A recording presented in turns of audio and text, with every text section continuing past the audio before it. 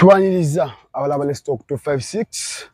nga bulijjo tuba tuguse n'ensonga ezisobodde okutambula mu ggwanga mu kyonna tukwa recap biki ebibaddemu na butya tugenda obitunuulira sikola zeka mbeera ne penalist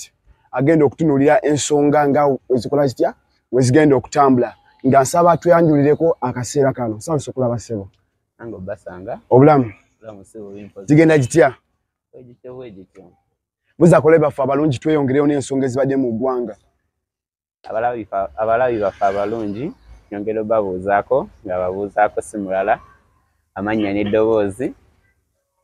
ayitibwa Kimbugwe Akisamu. Okay, Mr. Akisamu tugenda okutambula naye eno which amawulire gabadde gatya biki ebikoze nnyo amawulire naki yabirabira mu perspective ki tulina amawulire g'abakadaama tulina amawulire gabadde mangi nnyo mu eno which naye tutandike n'etteeka ly'abakadaama gavumenti yeegamba nti buli kadaama alina okuwa omusolo gwa kakadde buli mwaka nga ggwe otunuulira ensonga bino ebintu obiraba otya nawulidde bagamba baagala kuleeta tteeka erisolooza abakadaama omusaala wulira obuswavu esolooza omusolo ku musaala gw'abakadaama kuba akafaananyi obudde mu nsi yo bagikulemesezza naye ate ne gy'ogenze nayo obeere ng'okolerera bo abo babbi kyennaku nnyo nti abamu ku bo beerindika mu linnya lya Katonda pulira nti mukazi wa Museveni mulokole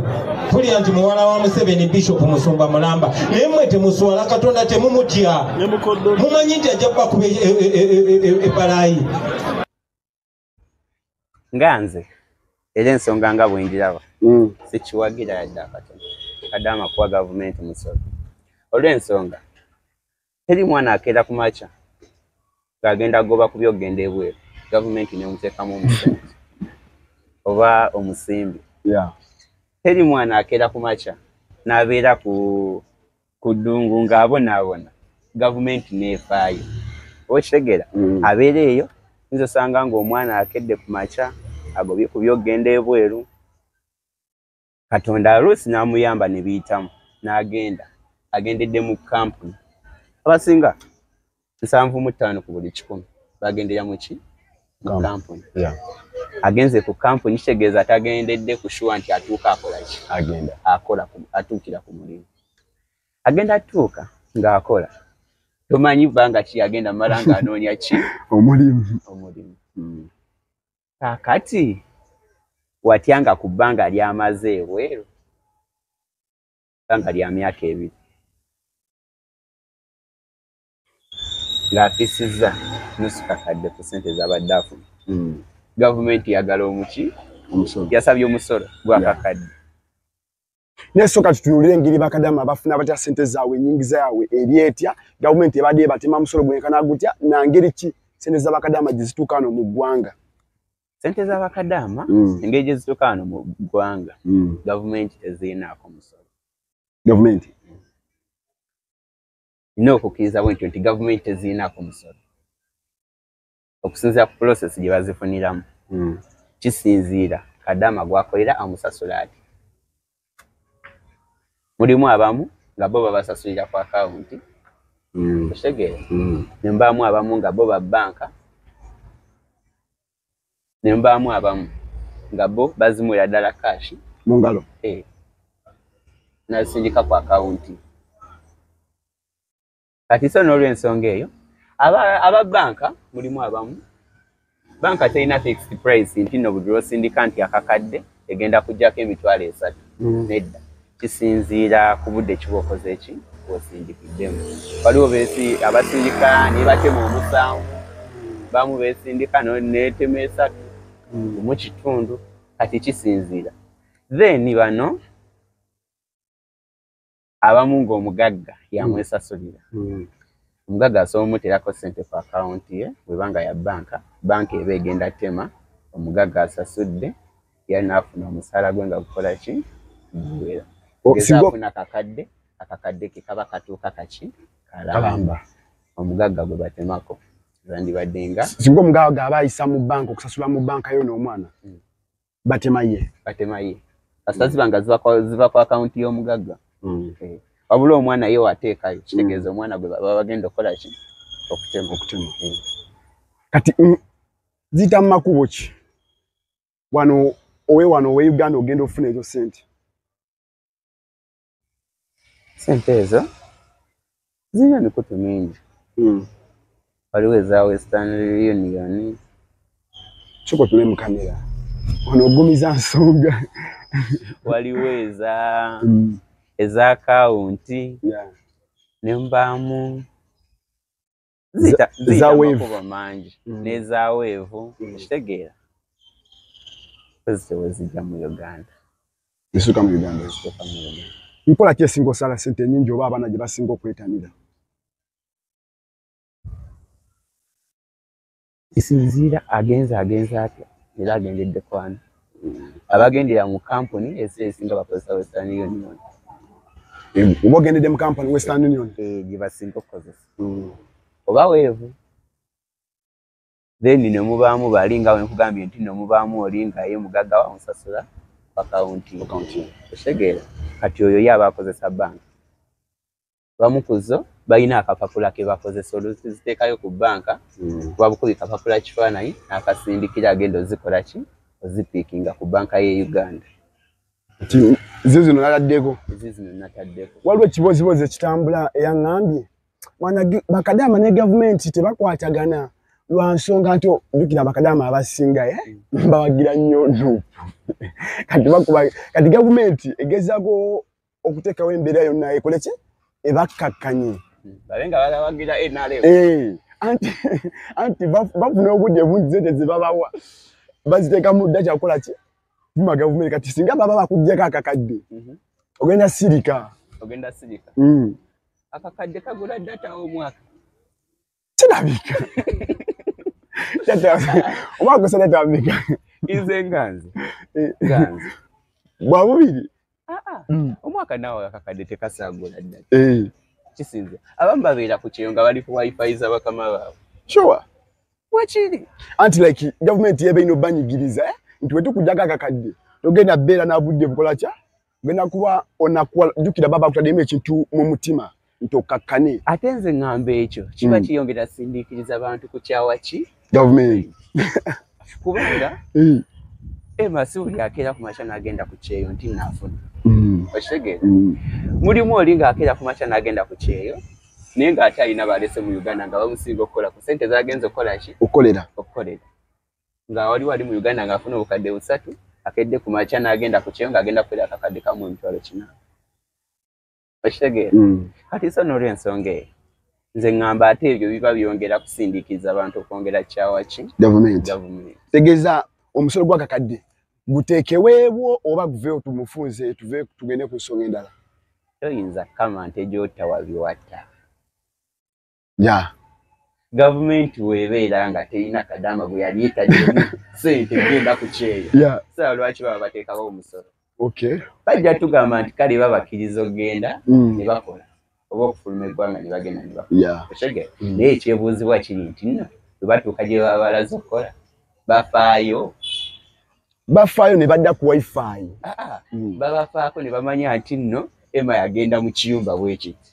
Muna Uganda gyali ayisibwa bulungi. Kintu kitambula bulungi. Kasuke nkujjukizeemuko. Emabegaawo I think yali mwaka nga gutandika Speaker Anita Among yavayo nawa bakadama time ku TikTok agamba yali every Saturday every Friday agamba mbadde obudde tugenda nyumyanga ku TikTok bagano respondinga kali kirabika nakyo wano akakadde bagala response ekoleki eveyo nekirala ize kyensobola okwogera ku ensonga waliwo olugero olugamba nti tovuganga mbalasi jota wa mmere ate towanga mmere mbalasi gyokola ki gyotavuga kati bakadama ne gavumenti buli omu amanyi ensonga ziwe zikola zitya bano abaana bavano nga bagenze kola ki kuyiya ate gavumenti lwaki kyogeddeko nzikiziganya naawe nti beetekamu ssente zaabwe ate suubira nga gavumenti ekonkona kimwana akisa mugende ngwendo okoleche okole so zibera nsonga zaabwe mwana naku yenkolaki yemukuba nenga tuna amawulire mangi nenga twagala okusoka okujjukiza entulu kugera motel bwo yagala kifo kya kwebakamu restaurant oyagala bala sauna steam bath wekwati abagera basangibwa enansana nabweru ku kikubo oba kuna Ruma Road ngadda ku Advance University. Namba zawe ziri awo ku screen gwe atulaba akaseera kano. Gravity yatadde oluyimba oluvanyuma olw'ebbanga ddene nga bamwezeko oluyimba olw'omunyo gwe omunyongo w'eggulu oba omunyo w'eggulu yavudde n'addukuba ekkundi walubuliddeko nalubuliddeko olulaba otya ne before Gravity omutujju nga amaze oyimba omunyongo w'eggulu abadde awezezza omwaka w'ekiro ky'omwaka nga tayimba abadde n'abaweza babawera mwaka gwedde I think bali mwaka gwedde ne liri pazi mwaka gwedde guno gwenyini ndowooza guno babawera guno oluyimba lw'enkudisi lwa mwaka guno lwa mwaka gwedde n'omunyo lwa gwedde ne babagamba teri kuddamu kufulumya music ng'akolaki ng'awemula ng'alina ebigambo yatukubye ekkundi nza wanimidde bakagambo kamu agamba mbu n'oba okkirirawa yakoma ku kkundi so katogere kuno oluyimba gavumenti ekoze ekimala oba kubanga okuvaayo okwera bano abayimbi ne bapromota Ukikwatagana n'oluyimba lwa Gravity olw'ekkundi nze ngamba gavumenti teyandi kibaddemu kubanga Gravity nga ye muntu muki mukulu ye nga ye akola kikola ki kimunyumira kati ye wabanga alaba ennyimba zayimba nungi abantu okuziwuliriza okitegeera jjukira abantu baagala nnyo ebyonoonese ati baba n'ebisoosi byabwe kyerebuuza kiri kimu omutujju yageze nagamba mbu yabala ekkundi gibala giti kale kuba yali ddene nga lirimu kukinnya era kasooka munonyaako oyo oba yageze n'agambamu nti mbuno omukazi we senga ekkundi teririwo senga yakola ki yamukyawadde ekkundi birungi kye biri ku kundi nga ggwe sirina kirungi kirina okukundi just kyenebuuza kiri kimu lwaki Gravity yayimbye nesenga oba olinza oluyimba lwa Gravity olw'ekkundi meseji yonna okuva yotandika paka lugwera eri ku kkundi yawanye ebirungi by'ekkundi mana yawadde ekkundi ebirungi bingi togamba ekkundi lya mugaso ki ku mubiri gwe okusinziira ku Gravity omutujju nga yabimenyeemenye pati yasinza okunyumiramu yasinza okunyumira mu luyimba olwo kugamba nti nno ne woba okkirira wali oyita ku kkundi ne Vixen alabika nga Nkochumi video Vixen nawe bamulabye Nkochumi bagubye kamekaapu era alabika yeye walabye olubuto kambeko kyenkubuuza okusinziira ku ngeri gyabaddeyo mu vidiyo yagijeyo bulungi ekkundi lyeryo lyekundi lyabala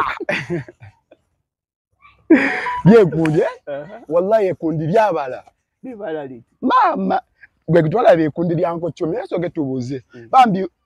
yena wawayo nga Nkochumi nga nawe okizeganya na fenta nga ye Nkochumi muteke mu comment section tulaba oba yeye uyo Nkochumi oba si yeye nga mundabayo video nga we wagirabye nga bwe mba ndaba nga nze bwe ndaba oyo Nkochumi olubuto walulabye nalulabye bulungi nnyo lutya nekundi nga kweriri so getogere ku lubuto todduka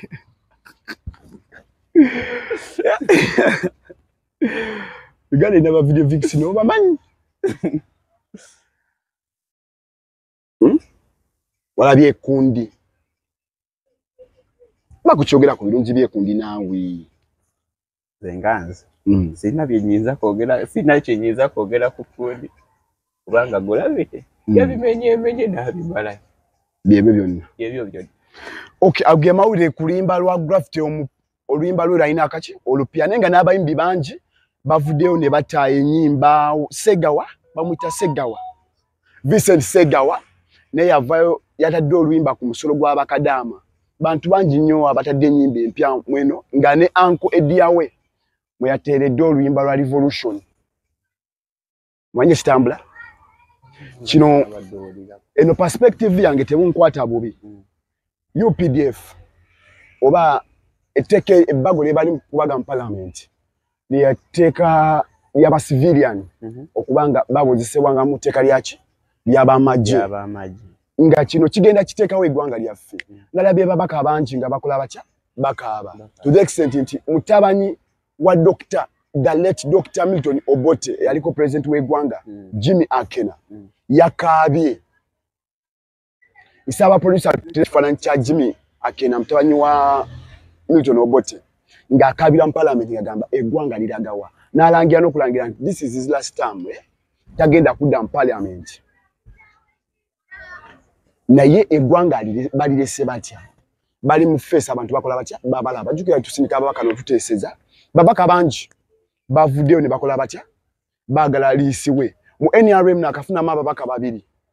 abali kusaidia opposition abagamba nti nedda ekisoboka ne majority ekola ki jukira si wano mu NRM singa bamuvuddemu na 10 ne bavuddemu abiri baba tebasola kola kikuzize eno teeka kola ki genda maaso tega nti eteeka ali baligenda yisibwa bwe aksa mwetu kwa singa government ebe kukutte bagenda mkifuja kuteeka wane na weru kukoti oba mkoti zene zafi za bulijjo bagenda kuteeka wa mkoti ya maji omanyi weri manyo waliwo eriri emakindi waliwo endala eriri enaggulu kati bagenda kuteeka eyo nga bakuvunaana ki bakuvunaana ng'ow'amagye jjukira treatment yonna engeri gye bakwisaamu obeera ng'ow'amagye toba civilian ensonga saagala tugendeko nnyo ne tusuubira obaleeterayo omuntu asobola okunyonyola constitution ye Uganda na birungi ki ebigirimu na effects ki ebikola bitya nti omuntu wa bulijjo agenda anyigirizibwa atya daga tugende tudduke ku nsonga ya mawulire gabadde mangi mweno wiiki mangi nnyo Asha ne Bandana guys bechawa era nga recording producer agenda gituwa amulabi wa asinzire okukola ki okujajinga Asha nono guy we bechawa guy mu mbozi ya fenga gatwa tunyumyamu naye yatugamba nga bechaye na kubiri girlfriend yafuna guy nga kampasa after 2 days mkwechawa kwawe yaina next nti yaina girlfriend omulala okukida mu leader simona andi wankola ki no yaina yo omulala aina omulala ne Ashanga aina yo omulala kati ngembozi yawe eri bweti nti oluvanyuma bano okwechawa girlfriend wono omupya Bandana guy yaina graduation after 2 days era this guy Bandana yagenda graduation na welcomed very well era n'omuwala natane post n'omuwala jali ali mu relation ekola ki relationship ndala jukira nti bona babadde ki babadde baagalana is that true love nga kati nabagenda wala oba ekirala Bandana guy nze banjisukiza akantu kamwe kenjagala osoko okunyumizaako waliyo no story yanjukiza obuntu bungi waliwo abaagalana bali babiri nga beeyagala baddala ne bafunamu obutakwa like leda society ne bakyankalanya oli n'agamba munne nkulekeddaani n'omukyala n'agamba musajja kati ze nkulekeddaani ne bavayo ne idea tugende ku lusozi fena tubuke tukole tya tufe kyokya love kati njagala tunne love ya Bandana neno story bwe bagenda ku makya buli omu omusajja yakena bino ebiwawaatiro obimanyi ebiwawaatiro nga waabuuka tagenda kola ki n'omukazi yalina perspective ye kye ndala bwe batuuka ku lusozi waggulu ne bagamba tubuuke ne babala 1 2 3 wano mukubuuka omukazi teyabuuka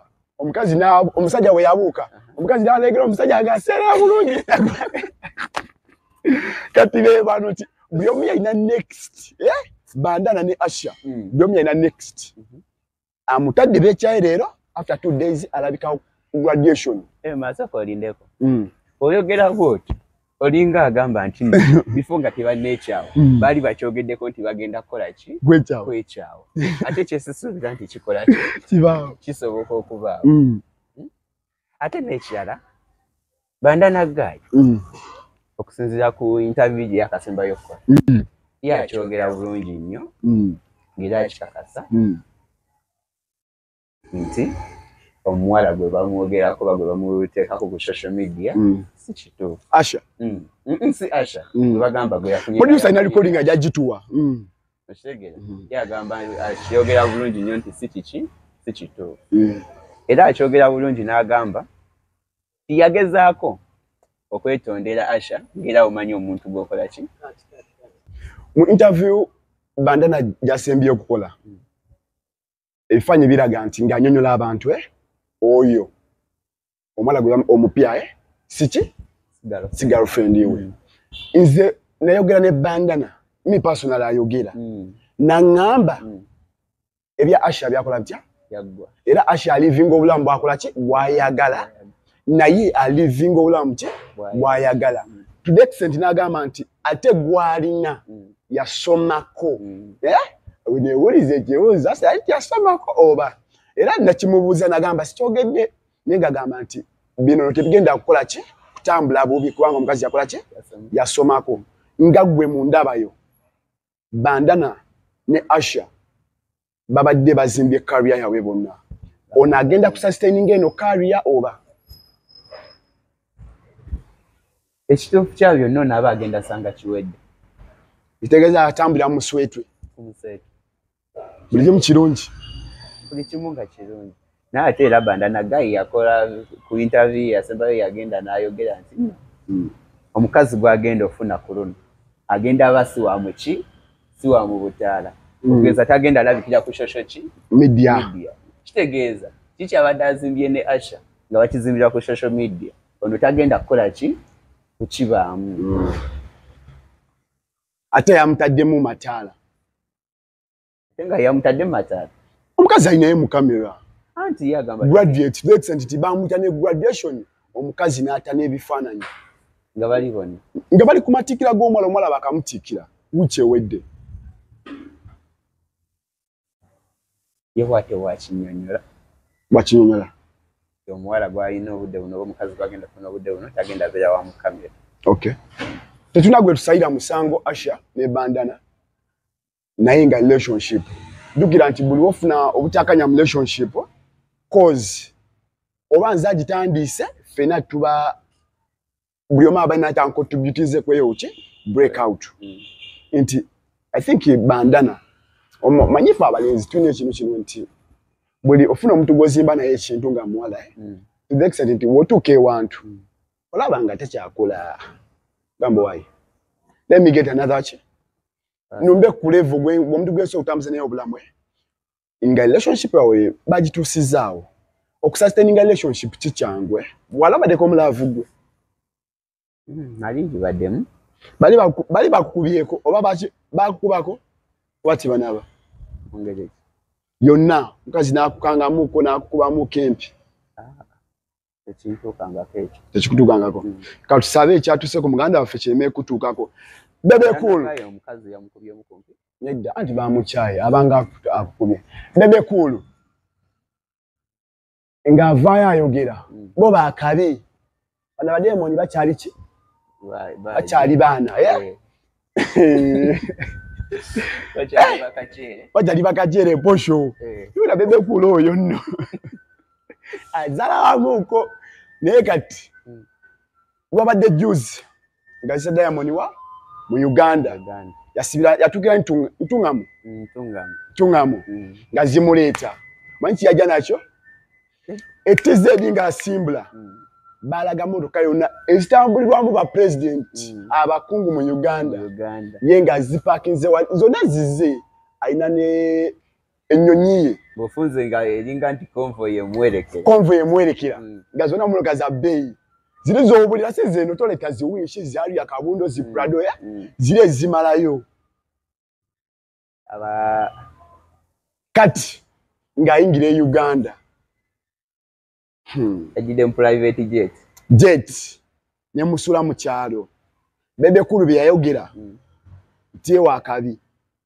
ngasina bakweyongerayo nze kwa perspective yange njala kuira ku side yo bituufu si bituufu Bebe Cool wakabi ku Diamond oba omusajja ng'avuga private jet ng'ate iraga nti ye nga ye lulamu kamera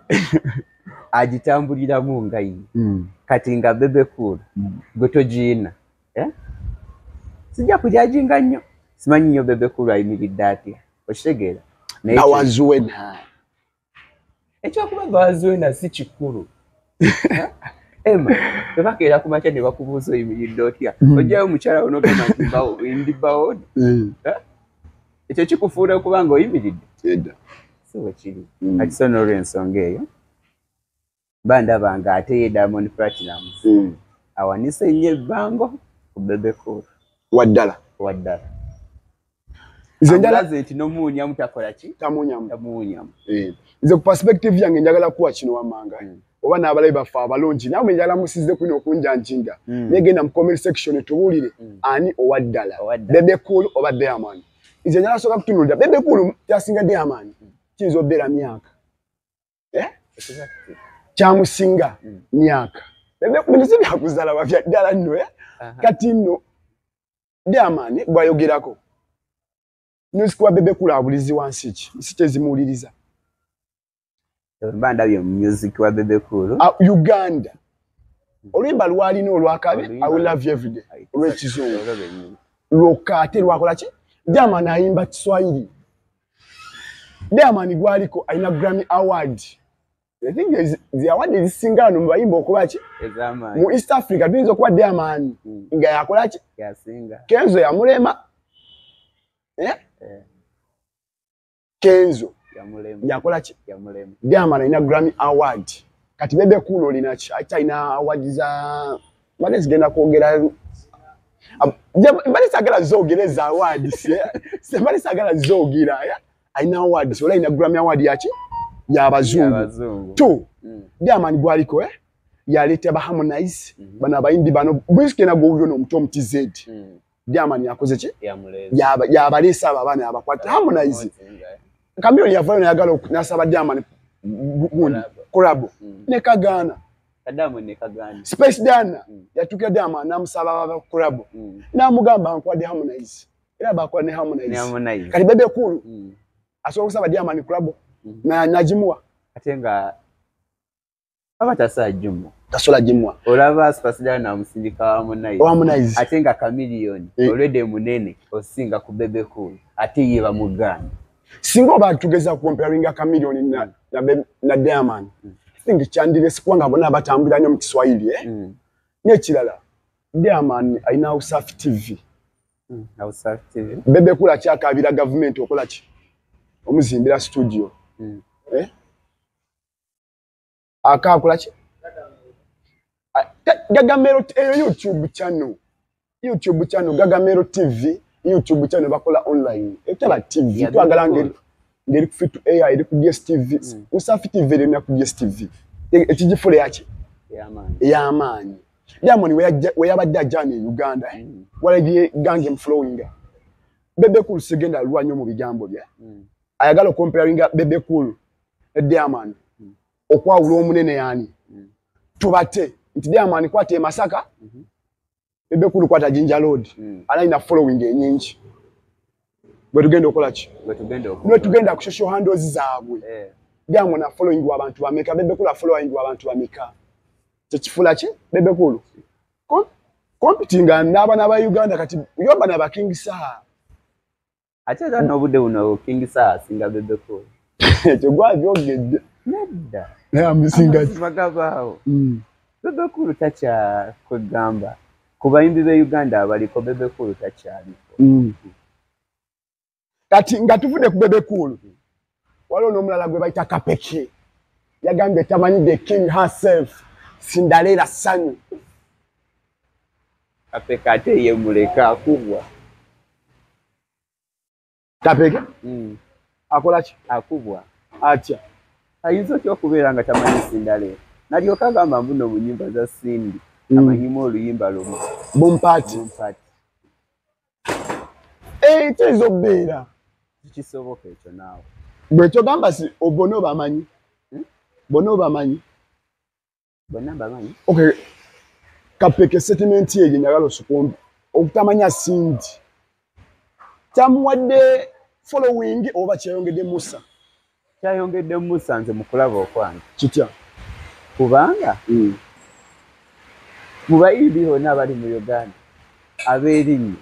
era yalabye ku bunoonyamu Sindi nti gwatamanyi oba mwepikira oba ayagala mwekolamu